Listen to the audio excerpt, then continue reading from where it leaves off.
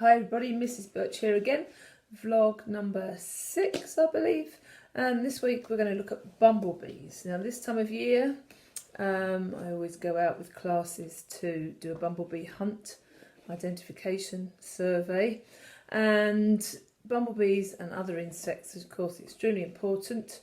They pollinate or pass pollen from one flower to the next, which eventually makes the seed for the plant and carries the plant on for the next year, carries on that life cycle. So bumblebees are really important, so we shouldn't be squishing them, killing them. Bumblebees are what we call reluctant stingers, so that means they don't just come up and sting you like sometimes a wasp might be a little bit nasty like that, but bumblebees are quite slow to sting you. They'll only sting you if you really annoy them. And they're quite slow flyers in comparison to some other insects.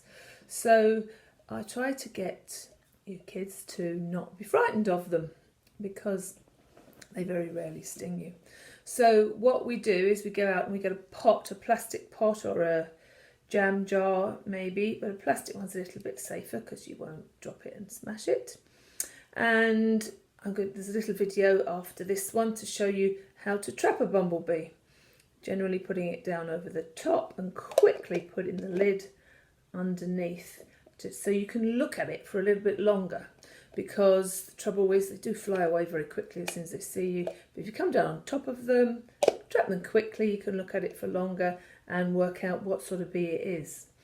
Now there's a lovely video on YouTube which I'm going to add to this from the Bumblebee Conservation Trust, where the guy actually tells you the big 8 bumblebees, what to look for, and it's a much better thing than I can produce right now, so I'm going to put that on so you can help you identify the bumblebees in your garden.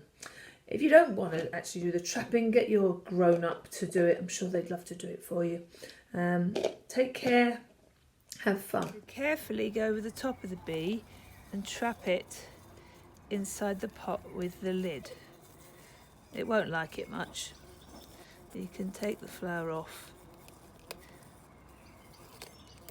There we go, and then you've got your bee to identify. Just hold it in there for a bit longer.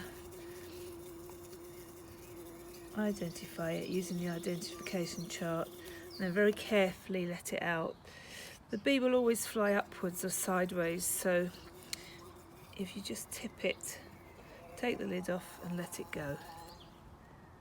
There we go.